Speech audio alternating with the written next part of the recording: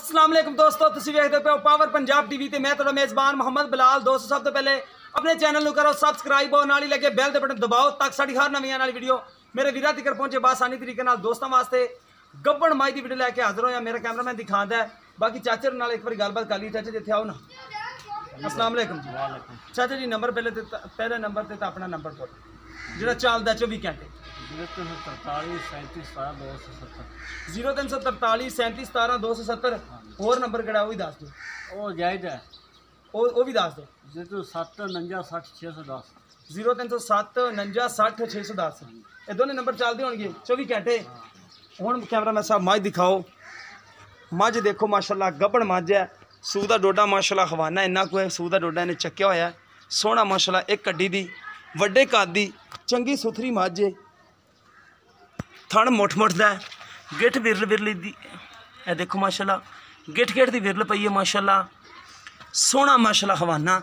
ए वंड चेक करो मझ नूं माशाल्लाह सोहनी वंड लगी है। बाकी टोर फिर के तसली करावांगे माशाल्लाह। चंगा चड्डा वड्डा छोटी वक्खी वड्डे माशाल्लाह पूरा थब्बे दा पुट्ठा जोड़ा है। ए देखो माशाल्लाह।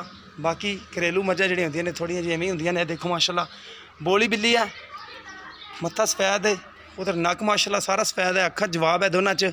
छोटा सिंह शकीन मझ माशाल्लाह फुल शकीन मझ है। बाकी कैमरे की नज़र है। चाचा जी ने छड्डो तो फिर करिए इन्हें तसलियाँ छड्ड के टोर के देखिए कोई कंडा कुंडा तो नहीं लग्या। हवाना माशाल्लाह देखो फट्टे वाला हवाना फिट फिट बाहर माशाल्लाह हवाना ली फिर दी मझ चंगा माशाल्लाह पावर वाला थाने चंगा चड्डा माशाल्लाह। मझ नूं चंगा चढ़ लग्या होया जिन्होंने चढ़ कहते हैं। ये देखो माशाल्लाह फिट फिट बाहर फिरदी लैके चंगा चढ़ चंगी सुथरी मझ है। हर पासों पूरी कैमरे की नज़र है। तसली नाल दिखा रहे हैं। वंड चेक कर लो मझ दी पूरी गिठ गिठ दी पई है। कोई झूठ वाली गल नहीं है। देखो माशाल्लाह सूह दा डोडा चक्की खड़ी है। जो चीज़ होए वो ही दिखाई दी है। कोई झूठ नहीं मारते असी। जिन्नी कोई चीज़ है उन्नी को तारीफ करती है। बाकी मुल की गलबात कर लेने चाचे नाल। फिर चाचा फ्याज अगे आवे ना माड़ा जा मझ दे कोले। जी भाई अस्सलाम वालेकुम जी। वालेकुम सलाम। अच्छा चाचा ये किन्ने दिन लवेगी सून च? ये लाइए कि 2 3 4 दिन कट जाएगी। अच्छा 3-4 दिन कट जाएगी। तो किन्नवा सुबह ने सुना है? ये तीजा सुना तीजा सुना है। अंदाजन जो दुध है किन्ना कर जाएगी?